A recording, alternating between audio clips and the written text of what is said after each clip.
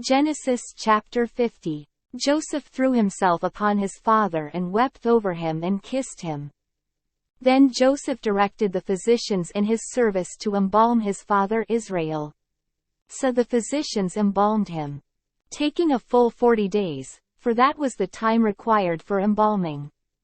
And the Egyptians mourned for him 70 days. When the days of mourning had passed, Joseph said to Pharaoh's court, "If I have found favor in your eyes, speak to Pharaoh for me. Tell him, my father made me swear an oath and said, I am about to die, bury me in the tomb I dug for myself in the land of Canaan. Now let me go up and bury my father, then I will return." Pharaoh said, "Go up and bury your father, as he made you swear to do." So Joseph went up to bury his father. All Pharaoh's officials accompanied him, the dignitaries of his court and all the dignitaries of Egypt, besides all the members of Joseph's household and his brothers and those belonging to his father's household. Only their children and their flocks and herds were left in Goshen. Chariots and horsemen also went up with him. It was a very large company. When they reached the threshing floor of Atad, near the Jordan, they lamented loudly and bitterly. And there Joseph observed a 7-day period of mourning for his father. When the Canaanites who lived there saw the mourning at the threshing floor of Atad, they said, "The Egyptians are holding a solemn ceremony of mourning." That is why that place near the Jordan is called Abel Mizraim. So Jacob's sons did as he had commanded them.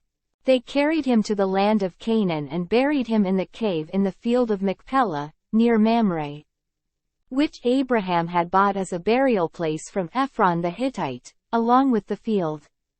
After burying his father, Joseph returned to Egypt, together with his brothers and all the others who had gone with him to bury his father.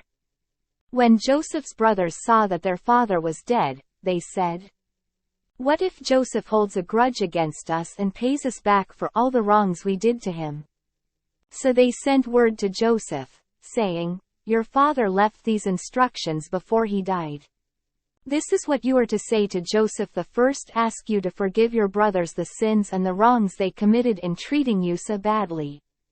Now please forgive the sins of the servants of the God of your father." When their message came to him, Joseph wept. His brothers then came and threw themselves down before him. "We are your slaves," they said. But Joseph said to them, "Don't be afraid. Am I in the place of God? You intended to harm me, but God intended it for good to accomplish what is now being done, the saving of many lives. So then, don't be afraid. I will provide for you and your children." And he reassured them and spoke kindly to them. Joseph stayed in Egypt, along with all his father's family. He lived 110 years, and saw the third generation of Ephraim's children. Also the children of Machir son of Manasseh were placed at birth on Joseph's knees.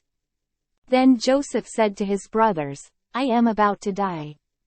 But God will surely come to your aid and take you up out of this land to the land he promised on oath to Abraham, Isaac and Jacob." And Joseph made the sons of Israel swear an oath and said, "God will surely come to your aid, and then you must carry my bones up from this place." So Joseph died at the age of 110. And after they embalmed him, he was placed in a coffin in Egypt.